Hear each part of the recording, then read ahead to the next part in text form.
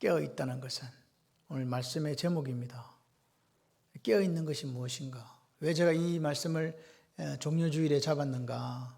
그 이유는 지금 우리가 21장에 보게 되면 예수님께서 예루살렘 입성을 하세요. 그리고 22장 여러 가지 논쟁을 거쳐서 23장에 이제 하나님 앞에 살아간다고, 잘 살아간다고 생각하는데 위선자들이 있잖아요. 겉과 속이 다른 사람들.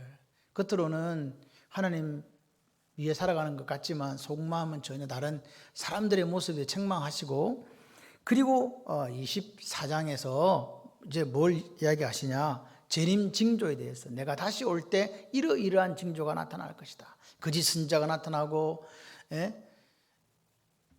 지진, 전쟁, 기근이 있을 것이다. 그리고 해와 달과 별의 이상이 있다. 이렇게 말씀하시고, 이제 25장에서 이제 그때의 천국은 이렇게 이야기합니다. 그래서 세 가지 비유가 있습니다. 첫 번째 비유가 1절부터 시작되는 열처녀 비유가 있습니다. 지혜로운 다섯 처녀와 어리석은 다섯 처녀의 이야기. 두 번째가 뭡니까? 5달란트, 2달란트, 1달란트, 달란트 받은 충성된 종과 악한 종에 대한 이야기. 그리고 이제 마지막으로 양과 염소의 비유를 가지고 이제 당신이 심판하시는 그 이야기가 이제 줄을 이루고 있습니다. 왜 이렇게 주님께서 말씀하셨을까?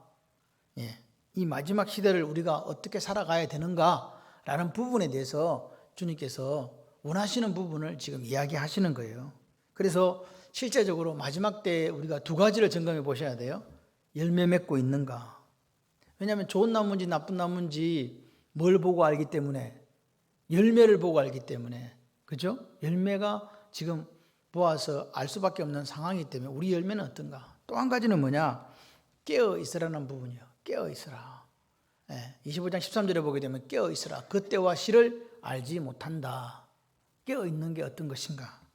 그래서 오늘 이 깨어 있으라는 말이나 열매를 보아 나무를 안다는 말이나 다 똑같은 말이에요. 그걸 우리가 기억했으면 좋겠습니다. 그러니까 그 열매 맺는 삶이라는 게 도대체 어떤 삶을 의미하는가? 그죠? 그리고 깨어 있다 그러면 도대체 어떻게 살아가는 게 도대체 이 마지막 시대에 우리가 깨어 있는 것인가? 그렇죠? 그게 중요하잖아요. 어떻게 해야 깨어 있고 어떻게 해야 열매를 맺고 있는 삶이냐? 그런데 가르쳐 주지도 않으면서 그런 걸 요구하시는 게 아니라 감사하게도 성경에 구체적으로 우리에게 가르쳐 주고 있다. 그래서 25장에 이 방금 세 가지 예와 지혜로운 다섯 처녀와 어리석은 다섯 처녀의 이야기, 열처녀 비유와 달란트 비유와 오늘 이 양과 염소의 비유는 결국 뭐라고요? 마지막 때를 어떻게 살아가야 되는가에 대한 구체적인 예시를 우리에게 지금 보여주고 있는 거예요. 악하고 충성된 종이라고, 너는 악한 종이야, 너는 충성된 종이야. 그 달란트 비유에서 뭐 가지고 했습니까? 주인의 의도대로 살았는가입니다.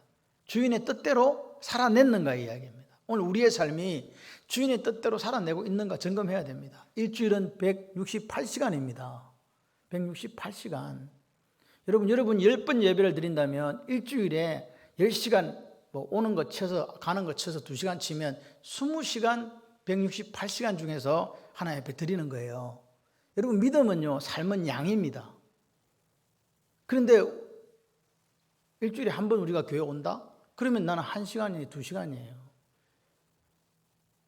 여러분 오늘 우리가 중고등부나 유년중학교 예배에 다음 세대 교육을 우리가 중요시 생각하는데 그 아이들 2시간밖에 교회 안 와 있어요. 그런데 그 아이들에게 믿음을 전수해 줄 수 있다? 과연 여러분 그게 가능하다고 보십니까? 그런데 우리 믿는 부모들이 세상 정신에 빠져가지고 그 2시간조차도 빼려고 해요. 그게 오늘 우리의 모습이에요, 솔직히. 우리가 뭔데요? 우리 죽고 나면 나머지는 뭐가 남습니까, 도대체? 168시간, 그 시간에 우리가 어떻게 열매를 맺고 어떻게 깨어 있어야 되는가? 그 부분을 우리가 정리하지 않으면요, 우리는 다 무너질 수밖에 없습니다. 지금 우리나라가 어떤 정도냐니까 유명한 신학자가 동성연애는 죄가 아니다라고 이야기하는 시대를 우리가 지금 살아가고 있다는 사실을 기억해야 돼요. 그게 무슨 우리가 말하는 저기 있는 자유신학하는 사람들의 이야기가 아닙니다. 보수신학하는 사람들 중에 유명한 교수가 그렇게 이야기를 하는 시대를 살고 있는 거예요. 여러분, 우리 아이들을 내가 일주일에 한 번 교회 와서 내 신앙 지킨다? 제가 볼 때 그게 기적이에요.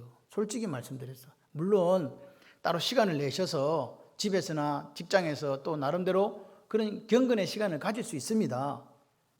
이랬든 저랬든 우리가 하나님 앞에서 도대체 나는 168시간 중에서 얼마만큼 깨어 있는지, 얼마만큼 열매를 맺고 있는지 점검하지 않으면 깨어 있으라고 말씀하신 그분 앞에서 정말 어리석은 다섯 처녀처럼 여분의 기름을 준비하지 못해서 낭패를 겪는, 우리가 예수를 믿고 있기는 하지만 그런 안타까운 시간들을 맞이할 수 있다는 사실을 기억했으면 좋겠습니다.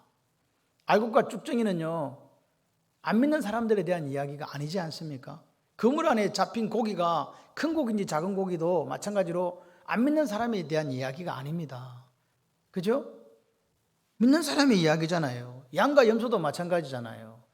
그때 천국은 그렇잖아요. 천국에 있는 사람들인데 갈라가지고 하나는 영원한 불로 가고 하나는 예비된 나라를 상속받는 곳으로 가게 된다는 그 말입니다. 그래서 안 믿는 사람들은 이미 심판받았다고 성경은 이야기하기 때문에 우리가 논외로 할지라도 지금 믿는 우리가 마지막 때 주님이 오늘 종료주의를 통해서 우리에게 예루살렘 입성하시면서 원하시는 게 뭘까 점검했으면 좋겠습니다. 그래서 오늘 이 양의 비유에서 여분의 기름이 뭔가를 이제 가르쳐 주시는 거예요. 여분의 기름 준비해야 되는데 그 여분의 기름이 뭔가, 그리고 열매가 무엇인가, 그리고 깨어있음이 무엇인가, 거기에 대해서 주님께서 이제 우리에게 말씀을 해 주십니다. 우리가 제일 중요한 것은 아이들이 부모에게 사랑받을 때가 언제냐니까 부모가 어떤 이야기를 했을 때 순종할 때잖아요. 다시 말 잘 들을 때, 그죠? 사랑받죠? 마찬가지예요. 예수님이 우리에게 기대하시는 삶은 뭘까? 같이 해보실래요? 순종하는 삶. 말씀에 순종하는 거예요. 여러분, 저는 그냥 좀 단순하게 살고 싶어요. 하나님 말씀을 더하거나 빼지도 않고 말씀 그대로 믿고 살아가는 우리 창원 반림교회 성도님들 되시기를 바랍니다. 그게 그냥 전부예요. 말씀대로 살고 말씀대로 이루고. 여러분, 말세를 살아가는데 깨어있는 게 뭡니까? 말씀 신앙이 깨어있는 거죠. 그거 외에 뭐가 있습니까? 오늘 보십시오. 오늘 본문을 보게 되면 염소와 양으로 구분된다. 양은 오른쪽, 염소는 왼쪽. 그래서 염소는 성질이 들어보니까 왼쪽으로 갔냐, 그런 이야기 아닙니다. 여기는 그냥 이미지입니다. 그냥 오른쪽과 왼쪽을 구분하기 위해서. 왜냐하면 양이나 염소나 똑같이 하나님 앞에 제물로 사용되었거든요. 양이 공격성이 있다 없다 그런 이야기 하는 게 아니라 이미지상으로 볼 때 오른쪽으로는 양으로 가고 왼쪽은 염소로 가고, 오른쪽 염소가 될 수도 있습니다. 그건 상관이 없습니다. 중요한 것은 31절에 보십시오. 인자가 자기 영광으로 모든 천사들과 함께 올 때, 이게 무슨 말입니까? 한 단어로 재림입니다. 아멘이십니까? 온다 그 말입니다. 그러니까 오늘 우리가 예수님이 다시 오신다, 즉 재림하신다, 이 말씀을 분명하게 믿음으로 아멘해야 될 줄 믿습니다. 예수 믿는 사람이 예수님 오신다, 다시 오신다는 거 안 믿는다는 것은 자기 마음대로 산다는 거예요. 자기 속에 옳은 대로 산다는 거예요. 예수님이 안 온다고 생각하면요, 그냥 사는 거죠.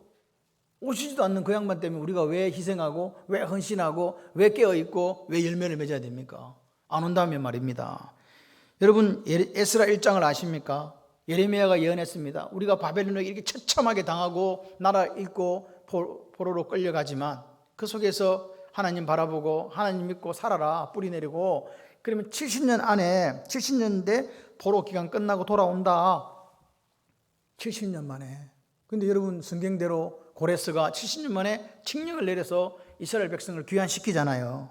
그 역사를 우리가 알잖아요. 그래서 하나님은 뭐하지 않는 분이시다, 시건치 않는 분이시다, 거짓말하지 않는 분이시다, 그렇게 이야기하는 거죠. 같이 한번 해보십시다. 그리스도께서는 분명히 다시 오십니다. 다시 오세요. 그때 모든 민족을 그 앞에 모으고, 이렇게 얘기합니다. 모든 민족을 분별했는데 양과 염소 분별한 처럼 이렇게 했다는 거죠.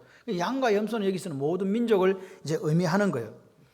여러분, 오늘 우리가 그때의 천국은 오늘 천국 속에 있는 이야기들입니다. 지금 좋은 고기, 나쁜 물고기, 알곡과 쭉정이, 이것은 다 이미 천국이라는 거물에 걸려있는 고기들의 이야기라고요. 양과 염소도 마찬가지로 이미 뭐라고요? 걸려있는 물고기라고요. 다시 말해서 신앙생활하고 있는 사람들, 신앙생활이 뭐예요?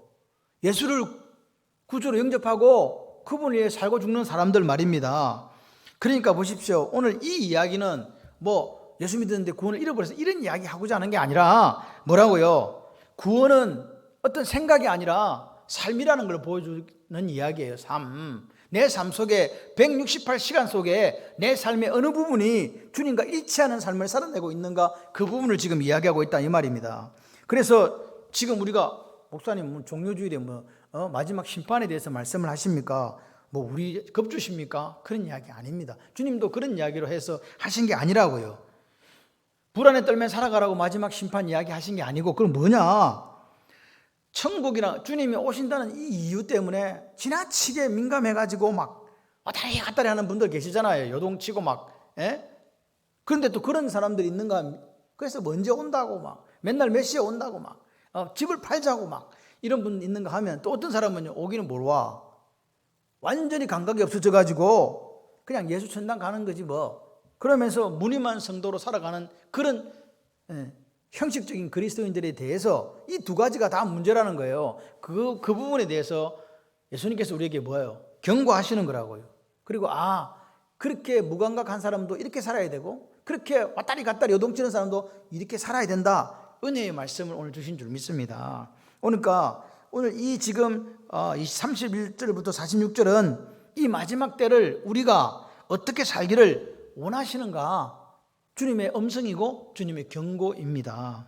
왜냐하면 주님이 보시는 믿음 있다 하는 게 이런 거라는 거거든요. 이 말씀대로 있는 거라는 거거든요. 믿음 있다가 이거예요.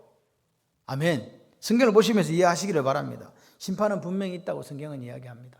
심판은 있다. 그것이 오늘 우리가 어떤 심판으로 하나님 앞에 설 것인가에 대한 문제이기는 하지만 분명한 것은 심판은 있다.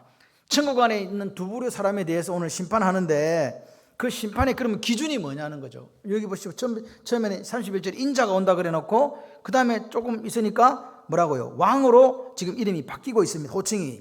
그러니까 인자가 왕으로 호칭이 바뀌는 거예요. 마지막 심판하시는 왕으로 호칭이 바뀌는 거예요. 다시 말해 예수님은 마지막 오시는 왕이라는 이야기를 지금 하고 있는 거죠. 양은 오른쪽, 염소는 왼쪽이에요. 그러니까 다시 말해서 마지막 날에 오른쪽 왼쪽밖에 없다는 이야기예요. 오른쪽 왼쪽 두 종류로 구분된다. 중간지대 없다. 중간지대가 없으니까 가운데가 없다는 거잖아요. 그러면 오른쪽하고 왼쪽밖에 없으니까 그 중간지대에 머무는 사람도 없다는 이야기예요. 구원받을 오른편에 서든지 안 그러면 심판받을 왼편에 서든지 둘 중에 하나입니다. 그래서 지금 이제 오른편에 있는 사람들에게 그 왕이 이야기하는 거예요. 내 아버지께 복받은 자들이여, 나와서 창세로부터 너희를 위하여 예배된 나라를 상속받으라, 이렇게 말씀하시는 거예요. 상속받으라 그래요. 복받으라 하면 복받은 자들이라 하면서, 그러면서 35절에 36절에 이렇게 이야기합니다. 내가 줄일 때에 너희가 먹을 것을 주었고, 내가 목마를 때 마시게 했고, 내가 나그네 됐을 때 영접했고, 내가 헐벗을 때에 옷을 입혔고, 병들었을 때 돌아보았고, 감옥에 있을 때도 와서 찾아와서 돌보아 주었다. 그렇게 이야기를 하시는 거예요. 이 사람들한테, 오른쪽에 있는 사람들한테. 그러니까 이 사람들이 그 말을 듣고 나서 놀래가지고 이야기하는 거죠. 대경실색하는 거죠. 뭐라고 이야기합니까? 아니 주님, 우리가 어느 때, 다시 말해 언제 도대체 우리가 주님이 배가 고플 때 뭘 갖다 줬고, 목마른 거 볼 때 마시게 했고, 헐벗을 때 옷을 입혀줬고, 감옥에 있을 때 병들었을 때 우리가 언제 돌아봤단 말입니까? 이렇게 묻는 거예요. 왜 이렇게 물었을까요? 주님이라는 말은 우리가 주님 본 적 없는데, 주님 본 적도 없는데, 무슨 직접 대면한 적이 없는데 우리가 언제 주님을 그렇게 했단 말입니까? 마찬가지예요. 우리도 예수님 본 적 있다 없다? 없네. 본 적이 없는 거예요. 그러니까 임금이 대답합니다. 뭐라고요? 우리는 절대로 그런 적이 없는데요. 그렇게 했더니 내가 진실로 40절에 보니까 너희에게 이르노니 너희가 여기 있는 내 형제란 말은 우리 형제란 말이 아닙니다. 예수님이 말씀하신 게 내 형제, 내게 속한 형제, 마인이라는 영어로 단어를 썼더라고요. 내한테 속한 이 지극히 작은 자 하나에게 한 것이 곧 내게 한 것이니라. 지극히 작은 자가 다른 말로는 뭐니까 지극히 보잘것없는 사람, 우리말로 하면 돈 안 되는 사람, 뭐 이렇게 해야 되나? 별로 필요가 없는 사람, 그런 사람입니다. 보십시오. 이 말을 들으니까요, 이 사람들이요, 예? 머리가 쭈삣쭈삣 서는 거예요. 우리는 예수님 본 적도 없는데, 우리는 본 적도 없는데 주님이 말씀하시는 거예요. 여기 있는 작은 사람에게 한 그것이 나에게 한 것이다. 여러분 마태복음 10장 40절을 한번 보실까요? 같이 한번 읽어보세요. 시작. 너희를 영접하는 자는 나를 영접하는 것이요 나를 영접하는 자는 나를 보내신 이를 영접하는 것이니라. 아멘이십니까? 여러분 오늘 예수님이 보십시오. 너희 제자들을 영접하면 나를 영접하는 거고 나 영접하면 하늘에 계신 아버지 영접하는 거다. 이렇게 지금 말씀하시는 거예요. 그리고 누가복음 9장 48절에도 이렇게 말씀을 합니다. 같이 해보십시다. 그들에게 이르시되 누구든지 내 이름으로 이런 어린 아이를 영접하면 곧 누구를 영접하며 나를 영접하며 또 누구든지 나를 영접하면 나 보내신 이를 영접함이라. 너희 모든 사람 중에 가장 작은 그이가 큰 자니라. 아멘이십니까? 그러니까 예수님이 공식을 이야기해 준 거예요. 너희를 영접하면 나를 영접한 거, 나를 영접하면 하늘에 계신 아버지를 영접한 거, 그렇게 공식이 성립된단다. 다시 말해 너희들이 작은 자 한 개, 이 지극히 작은 자 보잘것없고 너희들 볼 때는 돈도 안 된다고 생각하는 그 사람에게 한 것이 알고 보니까 보지도 못한 나한테 한 거란다. 이해가 되시면 아멘. 여러분 오늘 이게 무슨 선행으로 구원받는 그런 이야기 아닙니다. 이건 뭐냐? 믿음이란 자체가 애초부터 뭐하고 뗄래야 뗄 수가 없다. 삶하고 생활하고 뗄래야 뗄 수가 없다는 걸 이야기하는 거예요. 우리가 믿음으로 구원받았어요. 우리의 신앙 고백으로 구원받았지만 그 구원의 지속성은 어디에 따라가느냐? 삶이라는 부분하고 같이 간다는 거예요. 삶하고 믿음하고 같이 이렇게 바퀴에 수레에 두 바퀴가 되어서 이렇게 같이 가는 거란 말입니다. 믿음이 무슨 삶하고 떨어진 거 저기 산꼭대기에 올라가서 혼자서 독야청청하면서 사는 그런 거 아니라 이 말입니다. 주님을 따른다. 내가 주님을 따른다는 자체가 뭐예요? 아콜루데오 따른다는 자체가 뭡니까? 삶하고 분리될 수가 없잖아요. 예수님 보고 따라갈래요? 그럼 따라가야지. 걸어가야지. 아멘이십니까? 안 걸어가면 뭐가 되는 거예요? 안 걸어가면 무늬만 있는 그리스도인이 되는 거예요. 말만 사랑한다 하고. 여러분들이 예배 한번 드려주시는 것으로 만족하지 마세요. 당연히 우리가 하나님을 경배해야지. 아닙니까? 바라크 해야지. 바라크 해야 하나님께서 바라크라는 복을 주시는 거예요. 이 바라크라는 게 희한해요. 우리가 예배를 드린다, 무릎을 꿇는다는 의미인데 또 한쪽에서는 하나님 우리에게 복 주신다, 그런 쪽하고 이렇게 의미가 통하는 거예요. 그러니까 하나님 앞에 무릎 꿇고 하나님 앞에 예배 드리는 그 사람, 하나님만을 따라가는 아콜루데오, 예수님만을 따라가는 그 사람에게 하나님께서 뭘 주신다는 거예요? 복 주신다는 이야기입니다. 기억하시기를 바랍니다. 왼편에 있는 사람들에게 이렇게 또 왕이 이야기합니다. 41절 이하에 보니까 저주받을 자들아 나를 떠나 마귀와 그 사자들을 위하여 예비된 영원한 불에 들어가라고 말씀하시는 거예요. 여러분 지옥은 누구를 위해서 만들어졌다고요? 우리를 위해서 만들어졌다. 누구를 위해서 만들어졌다? 마귀와 그 사자들을 위해서 만들어진 거예요. 원래 우리가 가는 데가 아니라니까. 우리는 원래 다 에덴을 회복해야 될 사람들이라고요. 그런데 뭐 해가지고 지금 이렇게 해가지고 저주받은 자들이 되어서 마귀와 마귀를 따라다니는 자들이 들어갈 그곳에 같이 가게 됐다, 그 말입니다. 기억하십시오. 우리가 죽는다는 거, 종말이라는 거, 주님이 다시 오신다는 거, 우리 인생의 끝이지만 영혼은 끝이 아니에요.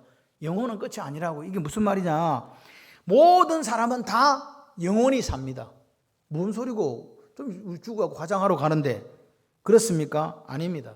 여러분 여기 보십시오.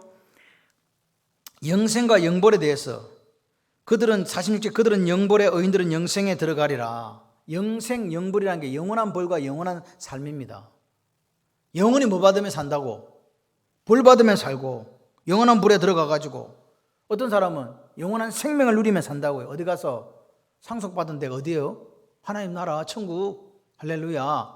여러분 오늘 이 이야기를 하니까 너희들 지옥 가, 영원한 불로 들어가, 그렇게 이야기했더니 42절 43절에 똑같이 이야기하는 거죠.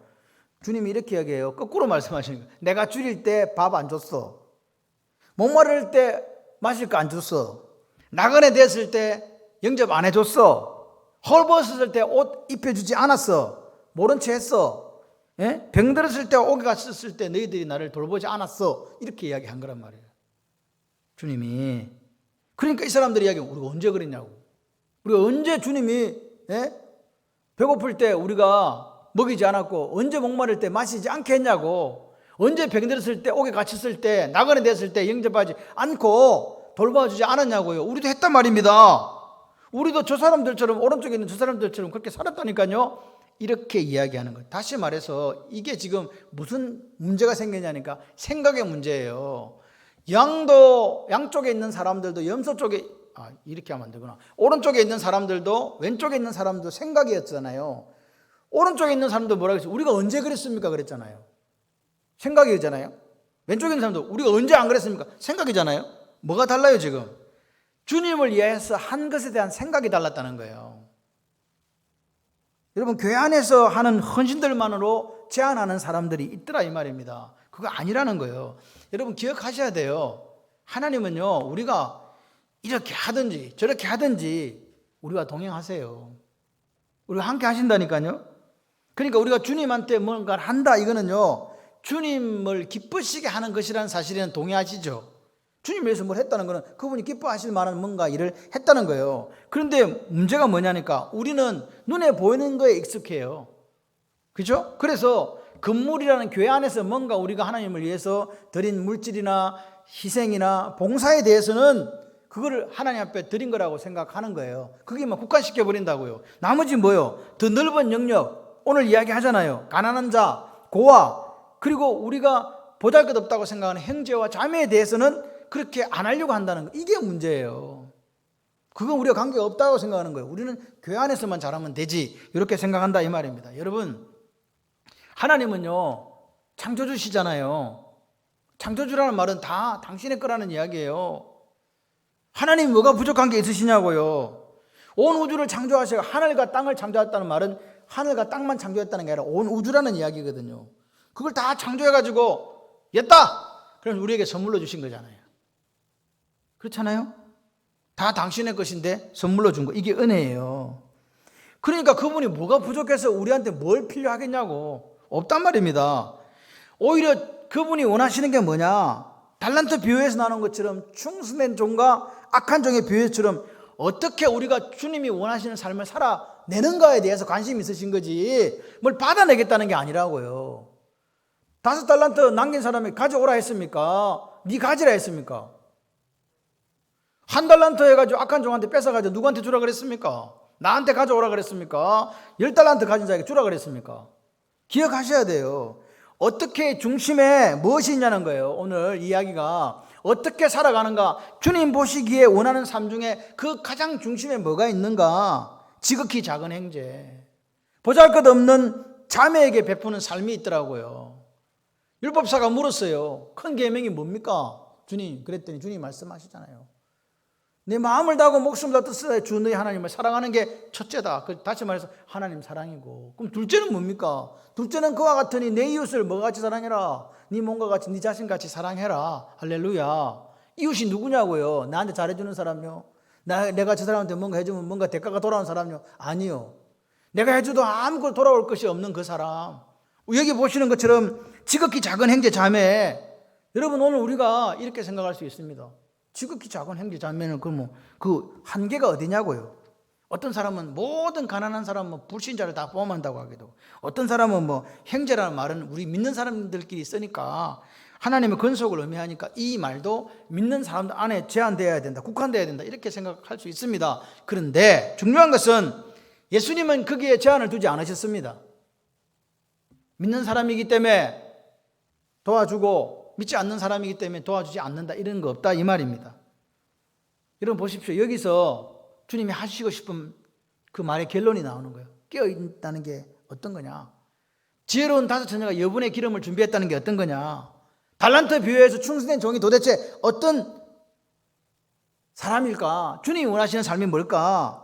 다시 말해서 네가 나를 사랑하냐, 하나님 사랑하냐, 그렇다면 이웃 사랑이라는 통로를 통해서 내게 그걸 보여봐라. 할렐루야. 가장 큰 계명이 하나님 사랑이고 이웃 사랑이라면 그것을 결국 하나님 보이지 않는 하나님을 보이는 이웃을 통해서 드러내 보라고 말씀하시는 거죠. 여러분, 오늘 우리가 우리의 신앙생활이 교회 안에서만 그렇게 하고 홀리하고 잘하는 그것으로 그렇게 된다는 그 생각을 버려야 됩니다. 왜 교회가 힘이 없어졌습니까? 왜 교회가 세상의 빛과 소금이 되지 못했습니까? 우리끼리만 좋은 리그를 펼쳐왔기 때문에 그런 거 아닙니까? 그러나 사실 또 한편으로 보면 우리 한국에 있어서 기독교만큼 많은 사회사업을 한 곳도 없습니다. 제일 많은, 그러니까 사람들이 필요한 곳에 그렇게 교회들이 하고 있었습니다. 그럼에도 불구하고 주님이 바라보실 때는 부족한 게 아닌가 그런 생각이 듭니다. 여러분, 하나님이 기뻐하시는 게 우리가 예배당 안에서만 이루어지고 있는 일들로 그렇게 하신다, 그렇게 말씀하지 않습니다. 교회 안에서 하는 거는 당연한 거지. 그죠? 교회 안에서 하는 건 당연한 거지. 그리스도인이 깨어있다 이 말은요, 그 교회 안에만 머물지 말고 더 범위를 넓히라는 겁니다. 믿는 사람이든 믿지 않는 사람이든. 같이 한번 해보시겠습니다. 깨어있다는 것은 하나님이 주신 것을 누구에게나 나누고 베푸는 삶으로 성숙해야 된다는 말입니다. 이렇게 이야기하면요, 내가 가진 게 뭐가 있다고 뭘 줘? 이렇게 하시는 분이 있습니다. 여러분의 가진 것이 뭔지 저는 잘 모릅니다. 마음을 나눌 수 있다면 마음을 나누시고요. 여러분, 어떤 사람에게 말 한마디가 천냥빚을 갚는다면서요. 말 한마디 하나로도 물에 빠져 죽을 사람을 살리잖아요. 위로가 되고 격려가 돼서. 그런데 내 말 한마디가 비수가 돼가지고 살려고 했는데 죽어버려. 그럼 곤란하지 않습니까? 여러분, 오늘 우리는 이 168시간이라는 한 주의 시간 속에 과연 어떤 깨어있는 삶을 사는가 점검하셔야 돼요. 두렵습니다. 우리가 잠자고 있을 때, 우리가 딴 거 하고 있을 때 주님 오실까 봐. 그분은요, 우리를 살리기 위해서 예루살렘 입성하신 거예요. 죽어가는 우리를 살리려고. 모든 사람이 죄를 범하였으면 하나님 영광에 이르지 못하더니 죽을 수밖에 없는 우리들을 위해서 그분이 십자가 길을 걸어가셨어도 우리는 십자가 길이 싫어요. 꽃길만 가고 싶은 게 우리의 죄성이라는 것을 우리는 기억해야 됩니다. 이렇게 생각할 수 있습니다. 그러면 나누고 베푸는 게 성숙한 삶이라면 그럼 어떤 기준을 갖고 베푸란 말이고, 그리고 얼마를 베풀어야 되는 도대체 하나님 기뻐하시나. 그리고 내가 지금 사실 생활이 힘들어 나도, 그죠? 그런데 그러면 뭐 빚을 내가면서까지 뭐 베푸란 말인가? 그럼 뭐 저축도 하지 말란 말인가? 막 이런 질문을 우리가 할 수 있습니다. 그런데 주님은 거기에 대해서 아무런 답변이 없습니다.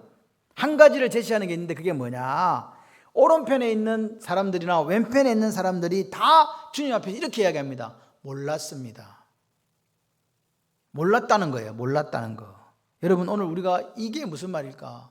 여러분, 뭐 내가 이거 예를 들어서 저 힘들고 어려운 사람에게 이거 해주면 내가 이 정도 영적으로 성숙한 사람이야. 예? 내 이렇게 사니까 내가 얼마나 멋있어. 그런 생각 가지고 합니까? 장로님이 저한테 밥 한 그릇 사줄 때 그런 생각 갖고 하냐고요. 그냥 밥 한 그릇 먹읍시다 그러는 거지. 생각이 없다 이 말입니다. 제 말은 의도를 가지고 하는 게 아니란 말입니다. 뭐 스스로 자부심 가집니까? 도와줬다고? 아니단 말입니다. 주님이 그냥 원하시니까 내가 할 수 있는 것으로 그냥 이렇게 하는 거라고요. 근데 문제는 뭐냐? 나눈다는 게 쉽습니까? 어렵습니까? 내 거 주기 싫어. 좋아. 싫지. 좋은 사람은 아무도, 내 걸 주고 싶은 사람이 아무도 없다니까? 그럼 어떻게 하라고? 훈련이 필요하죠. 훈련이 필요해요. 나눔은 절대로 저절로 이루어지지 않습니다. 그래서 어떤 사람은 이렇게 얘기합니다. 나눔을 말하기는 쉽다. 근데 실천하기 너무 힘들다. 그래서 나눔도 연습이 필요하다. 처음부터 큰 걸 주기 힘드니까 처음에는 어떻게 하자고요? 작은 것을 나누는 연습을 통해서 점점 더 큰 것까지 나눌 수 있다. 그거 훈련해야 된다. 여러분, 나눔은요 훈련이에요. 습관이라고요. 습관적으로 되기 위해서는 훈련해야 된다. 하나님은 오늘 우리 성도의 삶이, 마지막 성도의 삶이 이렇게 되기를 원하시는 거죠. 이게 말세를 살아가는 깨어있는 우리의 삶이에요. 여러분, 착각하지 마세요. 내 것이 없어요. 자녀가 내 것이라고 생각하지 마세요. 지금 하나님께서 선물로 주신 물질이 내 것이라고 생각하지 마시고, 지금 하나님께서 내게 주신 이 건강이 선물로 주신 게 내 거라고 생각하지 마시라고요. 하나님께서 오늘 우리에게 주신 것들은 뭐 하라고 주셨냐? 하나님의 사랑을 나누라고 주신 거예요. 기억하시기를 바랍니다. 주님 때문에 베풀고 주님 때문에 나누고 즐거워하는 사람들이 그리스도인이에요. 막 정해놓고 나 혼자만 살아보겠다고 우리끼리만, 그런 사람들은 아마 왼쪽에 있는 사람들이 아닐까. 정말 내가 깨어있다면 오늘 주님이 원하시는 게 뭘까? 그 기쁘시게 하는 그 삶을 오늘도 살아내는 게 저는 종료주일의 의미라고 생각합니다. 그런데 이렇게 지극히 작은 자에게 나누는 삶을 내 의지만으로 될까요? 훈련만으로 될까요? 안 된다는 거예요. 이게 문제예요. 훈련해가고 다 되면 좋게요. 이 노력과 훈련엔 전제가 있습니다. 어떤 전제가 있냐? 성령의 능력 안에서입니다. 내 안에 내주하시는 성령의 도움이 없이는 절대로 내 의지만으로는 이 나눔의 삶을 살아갈 수 없다라고 이야기하는 거죠. 그래서 갈라디아서 5장 16절 이렇게 이야기합니다. 같이 한번 해보실까요? 내가 너에게 이르노니 너희는 성령을 따라 행하라. 그래야만 육체 욕심을 이루지 아니하리라. 뭘 따라 행하라고요? 성령을 따라서, 성령을 쫓아서 행하라 이 말입니다. 육체 욕심을 따라 살지 않기 위해서 막 그렇게 노력하는 게 아니고 되려 그건 내버려두고 누굴 따라가라고요? 성령 따라가라고요. 성령이 원하시는 걸 따라가라고요. 그렇게 기도하고 마음 쓰고 할렐루야 예배 드리고 그렇게 사는 거예요. 아멘. 여러분, 성령의 도우심이 없이요 우리가 승리하는 생활 할 수 있다 없다? 없어요. 여러분, 오늘 우리가 정말로 나도 내 자신을 몰라. 그렇기 때문에 우리는요, 마귀는요 여러 가지를 우리에게 이야기해요. 너는 그렇기 때문에 예배 안 드려도 된다. 이유가 되네. 이유가 되지요. 여러분, 예배 안 드리는 데는 다 이유가 있어요. 예, 무덤에 가봐도 죽은 이유가 다 있더라고. 왜 죽었는지. 근데 여러분, 예배 드리는 데는 이유가 없어요. 예배는 그냥 드리는 거예요. 드릴 수 없는 상황에 드리는 게 예배라니까요. 하나님보다 더 귀한 게 없습니다. 하나님보다 더 중요한 게 없습니다. 할렐루야. 그렇게 성령의 도우심을 따라갈 때 그리스도인으로서 승리한 삶을 살 수 있습니다. 그렇게 성령의 도우심으로 살아갈 때에 나누고 베풀고 깨어있는 삶이 되는 거예요. 우리는 이렇게 생각합니다. 인생이 70이요 강건하면 80이니까 그 정도 살 수 있지 않을까? 정말로 그렇게 생각하십니까? 정말로 그때까지 우리가 잘 살 거라고 서늘아 너는 그렇게 생각하냐? 모릅니다. 아무도 몰라요. 우리의 끝자락을 알 수 있는 사람은 아무도 없어요. 우리 에스더가 그랬어요. 아빠, 왜? 한 85살까지는 살아야 되겠는데? 그러더라고. 그래, 왜 그러냐 물었더니 지가 40살 정도 넘어가면 우리가 그 나이가 돼야 된대요. 40살이, 그래도 내가 40살 넘어까지는 아빠가 살아있어야 되지 않겠어? 그게 85이요. 근데 내가 어떻게 알아? 마음은 그렇죠. 에스더가 잘 커서 성인이 되고 지가 하나님 나라 사람으로 살아갈 때까지 곁에 있었으면 좋겠지만 그것도 우리 생각이지 몰라. 어떻게 알아? 같이 한번 해보실래요? 분초마다 성령님의 도우심을 구하는 기도하겠습니다. 여러분, 오늘 우리가 이 땅에 사는 건 하나님의 선물이에요. 그 선물을 내 것이라고 착각하시면 안 됩니다. 예? 예배 드리실 때 예배 드리고 이웃을 사랑하실 때 사랑하고 자녀 사랑하실 때 사랑하고. 저는 요즘에요 다음 세대이라 머리가 아파요. 이 아이들을 2시간도 안 되는 이 시간이 애들이 주일날 교회 와가지고 이걸 믿음이라고 내 속에 이게 뿌리를 내려서 열매 맺을 수 있을까? 그런데 부모님들이 그 시간도 빼잖아요. 학원 가라 하고. 그럼 우리는 이제 어떻게 되는가? 이런 심각한 딜레마에 빠지는 거예요. 기억하셔야 돼요. 하나님 앞에 살 수 있는 자녀로 만들어 주시면 하나님이 책임져요. 내가 자꾸 책임지려고 하니까 하나님이 거기에 개입할 여지가 없어지는 것이지. 공부 잘하는 아이 중요하고 뛰어난 아이 중요한데 중요한 것은 제가 원하는 아이는요 하나님께 사랑받는 아이, 여디디야. 그렇게 우리가 내 가정을 168시간 속에서 깨어있는 자로 세우고 또 자녀들을 그렇게 세워가는 그런 가정이, 그랬을 때 주님이 다시 오시는 날 뭐라고요? 잘했다라고 하실 것 같아요. 그러니까 우리가 분초마다 성령의 도우심을 구하고 기도하지만 또 내 의지를, 자유의지에 의한 선택을 해야 됩니다. 분초마다 선택하세요. 이거 내가 이렇게 하는 거 하나님이 기뻐하실까? 내가 이렇게 지금 하고 있는 거 하나님께서 좋아하실까? 한번 생각해 보시고 그렇게 우리가 결단하고 살아가야 됩니다. 주님 원하시는 쪽으로, 기뻐하시는 쪽으로. 그게 말세를 살아가는 성도의 삶이에요. 주님은 다시 오셔서 심판하신다고 말씀하십니다.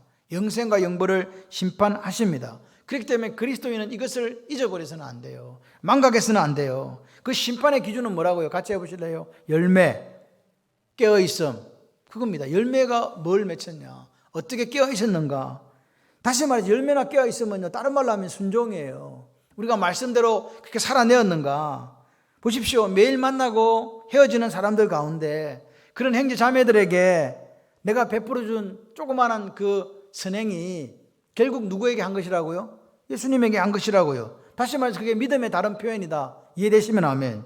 그런 걸 주님께서 어떻게 보신다? 귀하게 보신다는 말입니다. 여러분, 말세가 언제입니까? 저 뒤입니까? 아닙니다. 지금입니다. 지금요. 그래서 슬기로운 다섯 처녀처럼 여분의 기름을 준비하고 있어야 됩니다. 왜? 주님이 언제 오실지를 모르기 때문에 미련한 다섯 처녀처럼 빨리 올 거야 해가 기름 준비 안 하는 멍청한 그런 짓이 아니라 주님이 빨리 오든 늦게 오든 상관없이 나는 여분의 기름을 준비한다. 나는 깨어 있는다. 난 열매를 맺는다. 나는 말씀에 순종한다. 그렇게 살아가셔야 된다고요. 요동하지 말라고요. 세상이 어떻게 되든 깨어 있으라고요. 깨어 있으면서 어떻게 하라고요? 네 가까이에 있는 가난하고 어렵고 힘든 사람을 향해서 사랑의 손을 펼치라 이 말입니다. 그게 오늘 주님이 이 종려주일에 우리에게 기대하시는 삶입니다. 그게 빛과 소금입니다. 그것이 열매 맺는 성도의 모습입니다. 여러분, 오늘 우리가 예수를 믿는다는 것은요, 변화예요. 무슨 변화? 인격의 변화, 성품의 변화. 그리고 더 중요한 게 있습니다. 같이 해보실랍니다. 주재권의 변화. 주재권이란 건 뭐냐? 주인된 권리를 행사하는 거예요. 내가 예수를 믿었을 때 주님이 당신이 내 주인이시기 때문에 내가 이렇게 하기를 원한다라고 할 때 우리는 어떻게 해야 되냐고요? 순종하는 거지. 아멘이십니까? 여러분, 오늘 성도의 삶이 어렵습니다. 힘듭니다. 이 십자가의 길이 어떻게 쉽겠습니까? 왜냐하면 어렵다는 이유가 전인적 변화를 요구하기 때문에 그렇습니다. 마음에서부터 시작되는 거예요. 모든 삶을 누구 닮아가야 된다? 예수님 닮아가야 된다. 아멘. 그래서 지금 24장 마태복음 25장은 깨어있으라는 이야기예요. 깨어있음의 결론이 뭐라고요? 나누고 베푸는 삶이라고요. 그리고 우리의 시간을 168시간을 어떻게 하나님께 드릴 것인가 오늘 자유의지에 선택하고 결정하라는 거예요. 주님 보시기에 기뻐지도록. 할렐루야. 오늘이란 일컫는 이 시간 동안 은혜로 살아가는 저와 여러분이 되기를 소원합니다. 여러분, 노아 때 사람들이 어떻게 살았습니까? 산꼭대기에 방주를 이렇게 지었을 때 이 청청한 하늘에 무슨 홍수냐고 얼마나 비웃었습니까? 그렇게 살 필요가 뭐 있냐고. 그럼 무슨 그렇게까지 하냐고. 이런 사람들이 어떤 사람들이냐? 주님 다시 오실 때 통곡하는 사람들입니다. 여러분, 성도는요, 주님이 언제 오실지 몰라고 노심초사하면서 막 징조나 살피고 그런 삶 살 필요 없습니다. 또 어떤 사람은 주님이 오시든지 말든지 뭐 기대도 없이 그냥 매일 타성에 젖어가지고 내가 원하는 자신만을 위한 삶을 살아가는 사람도 있습니다. 이렇게 살아도 안 됩니다. 주님 뭐라고 이야기하십니까? 예비하고 있으라. 생각하지 않는 때 인자가 올 것이다. 그냥 깨어 있으라고요. 주님이 우리에게 요구하신 것에 대해서 내가 할 수 있는 최선의 순종을 하시면서 깨어있는 삶이 되시기를 바랍니다. 그럼 누가 깨어있는 삶인가? 고린도후서 6장 1절 2절에 이렇게 우리에게 말씀하십니다. 같이 한번 읽겠습니다. 우리가 하나님과 함께 일하는 자로서 너희를 권하노니 하나님의 은혜를 어떻게 받지 마라? 헛되이 받지 마라. 하나님의 은혜를 헛되이 받지 말라. 그 다음에 이르시되 내가 은혜 베풀 때 너에게 듣고 구원의 날에 너를 도왔다 하셨으니 보라 지금은 무슨 때? 은혜 받을 만한 때. 보라 지금은 구원의 날이다. 주님이 오늘 이야기합니다. 깨어있는 게 뭐냐? 은혜를 누리는 삶이 은혜를 누리는 삶. 아멘이십니까? 우리의 마음 방향이 어디를 향한다고요? 제발 예수님만 좀 봐달라고요. 나만 좀 봐. 그리고 그 예수님의 마음을 살피는 생활이 깨어있는 거예요. 여러분, 오늘 깨어있다는 게 뭐라고요? 하나님의 마음을 살피는 거라고요. 아이들이 이쁠 때가 언제예요? 엄마 마음을, 아빠 마음을 살펴서, 그죠? 그렇게 해줄 때 고맙잖아요. 마찬가지인 것 같아요. 오늘 주인의 마음, 우리 주인이 예수님이라고 믿는다면 그 주인의 뜻에 그 마음을 살펴서 합당한 삶을 살아가는 게 중요합니다. 여러분, 시간을 들이십시오. 시간 들이지 못하면 거짓입니다. 여러분, 예배의 자리가 그냥 그런 자리 아닙니다. 여러분의 생명을 좌지우지하는 자리예요. 여러 가지 어렵고 힘든 행편이 있는 줄 저는 압니다. 제가 전화하면서 신방하면서 새벽에 기도하면서 여러 가정을 놓고 기도하면 왜 그런지 알아요. 그럼에도 불구하고 저는 그냥 어렵고 힘들지만 깨어있으면 좋겠다 이렇게 생각을 합니다. 그 깨어있는 삶 끝에 나눔의 삶이 있다. 이거 외면하고 우리가 좋은 그리스도인이라고 이야기할 수 없습니다. 그래서 좀 넉넉해지시기를 바라요. 베푸는데 좀 1등이 되시기를 바랍니다. 아멘. 베푼다 그러니까 못하겠다 이렇게 하지 마시고 베푸는데 1등이 되시기를 바라요. 여러분, 저는 이렇게 생각합니다. 욕심 사나운데 좋은 그리스도인이다, 이게 등식이 성립됩니까? 예? 욕심에 욕심 부리면서 나는 좋은 그리스도인, 거짓말입니다. 그런 그리스도인은 하나님 나라에 없습니다. 제가 볼 때. 기억하십시다. 여러분, 마지막 때를 어떻게 살까? 나누고 베푸는 삶을 살아서 깨어있는 저와 여러분이 되기를 소원합니다. 그래서 주님께서 다시 오실 때에 뭐라고요? 잘했다, 충성된 종아, 그렇게 칭찬받는 저와 여러분 되시기를 주님의 이름으로 축원합니다.